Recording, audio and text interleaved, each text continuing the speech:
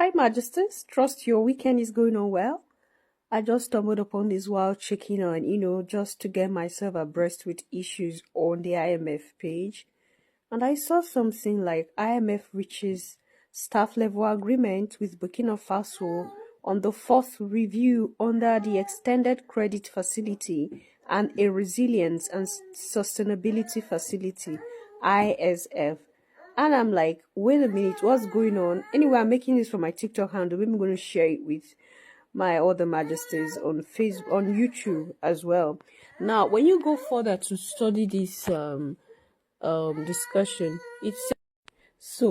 it went further to state that an International Monetary Fund team led by Jaroslaw, mission chief for Burkina Faso, visited Ouagadougou during October 29 to November 12. This is very, very recent, and they left Burkina Faso not long ago, my majesties. Now, they went there to hold discussion on the fourth review of Burkina Faso's Extended Credit Facility Program. So if it is the fourth review, that is to say there was a first review, a second review, and a third review. So the rumor about, I think a month or 2 months ago, if not 3 months, that there were IMF delegates in Burkina Faso was true. And I'm just trying to get myself, to understand why the government of our captain, our beloved captain, would accept an IMF fund. Now, I just want us to just stick with me. Let's understand this. I know there are people who might feel disappointed already that why should the captain accept a fund? It wasn't up to a year where we heard him say that all these loans and funds are at the detriment of African countries. And I think I myself have been I've been against 100% against loans and funds. I keep telling you this here. So if a captain would, accept something like this, is a legit information from the IMF page. You can go find the truth yourself, my majesties, right? Now, it went further to say that the program was approved by the IMF Executive Board on September 21st, 2023. That is a year after Traore took over power. Okay, a year after Traore took over. Now, this policies or agreement is not something that just, they just resolved yesterday and today they came for the meeting. Now, this is something that it's a program that was approved by the IMF Executive Board on September 21st, 2023. That is a year after Traore came to power. I think I was saying that right now, for a total amount of 228.76 million. That is 302 million US dollar, and on a new 18-month climate-focused arrangement supported by the IMF under the Resilience and Sustainability Facility, RSF, for a total amount of 90.3 million, about 122.7 million in US dollars. The IMF African Department Deputy Director, Mr. Vitali, joined the mission from November 1st to 7th. Now, the statement that was issued after the mission was that the Burkinabe authorities and the IMF staff have reached a staff-level agreement on the economic and financial policies to support the completion of the fourth review of the program under the ECF arrangement, whose approval by the IMF Executive Board would enable the disbursement, listen carefully, the disbursement of about 32.7 million US dollars, bringing the total IMF financial support disbursed under the arrangement to about 130.8 million US dollars. Now, mind you, like I said, this was something that was prepared since 2023. Okay, it's like they come for a first hearing, second hearing, third hearing, and this is the fourth one since 2023. Now, I think it was a year after that Traore was making the statement that all these IMF fund and World Bank loans are at the detriment of Africans. And if Traore would go further to accept loans and funds from IMF or World Bank or whatever, I think he had sat down and, thought carefully about this. And mind you, this is almost 2 years now. Okay? It's 2 years now. It's 2 years now. And if he still went further to accept the completion of the process, yeah, that's the word I was looking for, then there is a reason why Traore did this. That is what I'm saying. Why did Ibrahim Traore accept a loan from the IMF?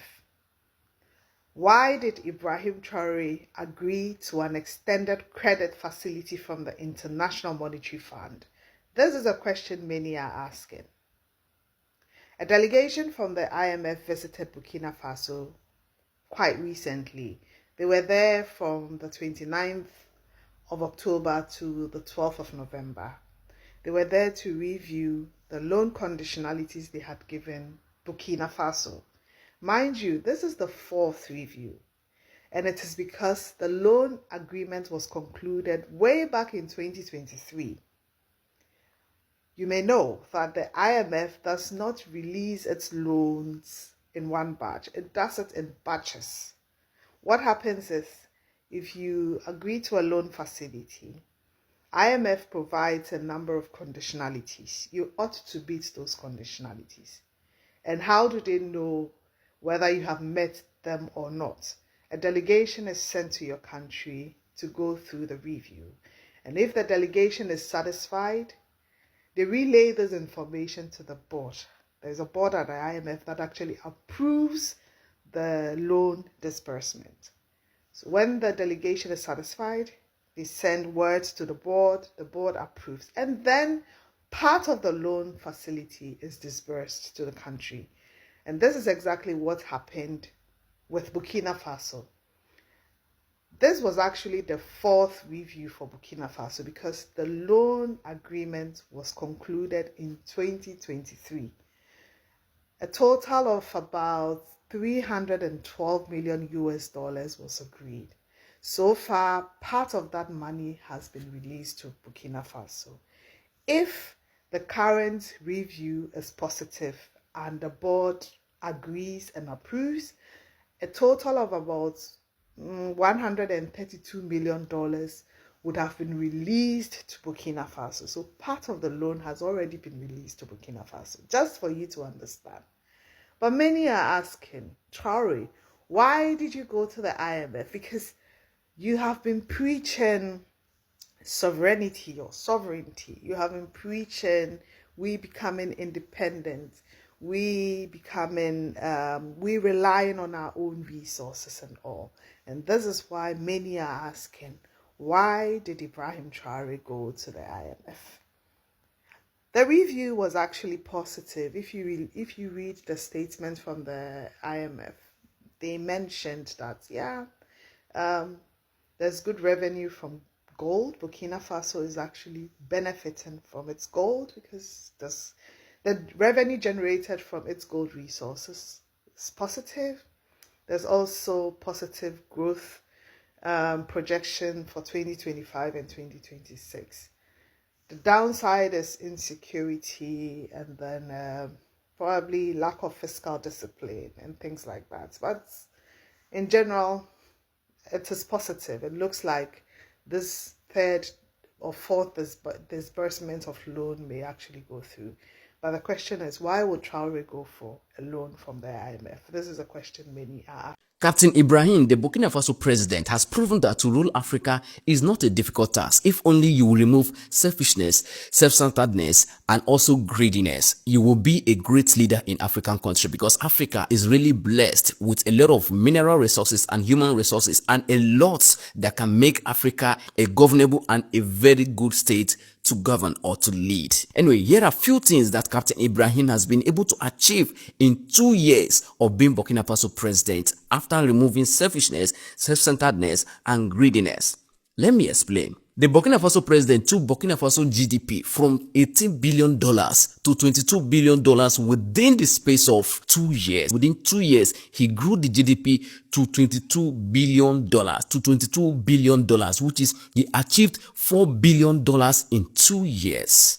And remember, he did not buy anything for himself. He did not buy SUV for himself. He did not increase his self-salary. He maintained a captain salary within that space of 2 years. And that is why he was able to achieve this. Let's continue. He rejected loan from international monetary funds, people like IMF and World Bank. He rejected loan from them. He told them that he can use the resources from his country to manage his country as long as he did not spend extravagantly, and also he did not spend more than they need to consume. He reduced the salaries of the ministers and parliamentaries by 30% and increased the salaries of the civil servants by 50%. Now, if you don't understand that, because those ministers and parliamentaries, they are the politicians, he reduced their salary by 30%, cut it down, say, una to the job, say una big belly with agbada and all that. He reduced your salary, and he now increased the salaries of those who are doing the real job, which are the civil servants, the teachers, lecturers, the field workers. He increased their salary by 50% because those are the real people that grow the economy and do the actual job that made the country be on the map. Captain Ibrahim also paid Burkina Faso's local debts, meaning that Burkina Faso no dey owe debts again. They paid their local debts. Remember, he stopped borrowing and he started paying debts. Captain Ibrahim also established tomato processing factory in Burkina Faso, which is the first ever tomato processing factory in Burkina Faso. This thing happened within the space of 2 years, proving that good governance is possible if only you can remove greediness, selfishness, and self-centeredness. So he achieved this within the space of 2 years. Captain Ibrahim stopped the export of unrefined gold to European country. Burkina Faso have gold. They have it in abundance. So Captain Ibrahim said, no more exporting of gold, no more exporting of our mineral resources. We will refine our gold in our country. So Burkina Faso started refining their gold by themselves. So what they now sell or export is finished products so that they will not have the revenue to themselves. That is why most European countries do not like him.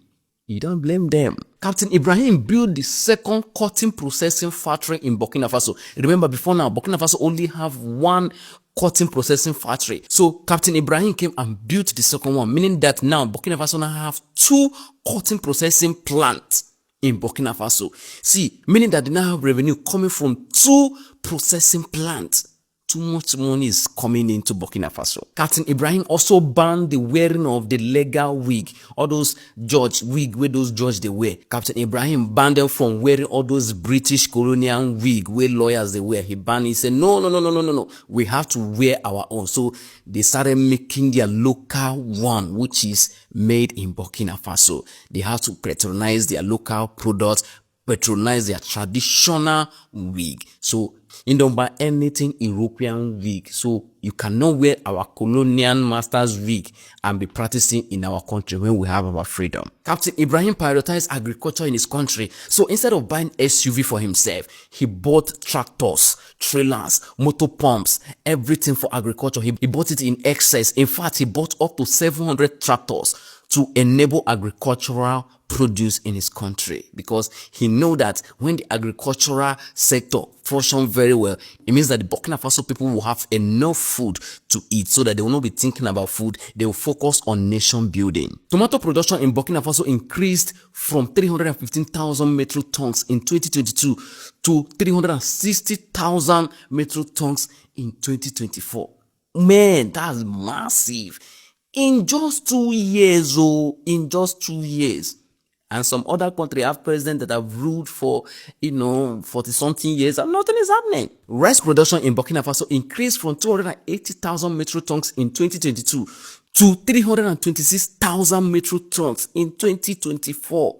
That's massive, man. Captain Ibrahim also banned France military operation in Burkina Faso. He said, France military, oh yeah, come and go. We don't have your need here. We are not in war. So what are you people doing in our country? Why do you have a base in Burkina Faso? We don't understand. Why are you monitoring me? Why are you following me? Why are you monitoring me? Leave! And they told them to leave, and they carried their bags and leave, because of course you can't just mount a gate in somebody's house. What are you doing there?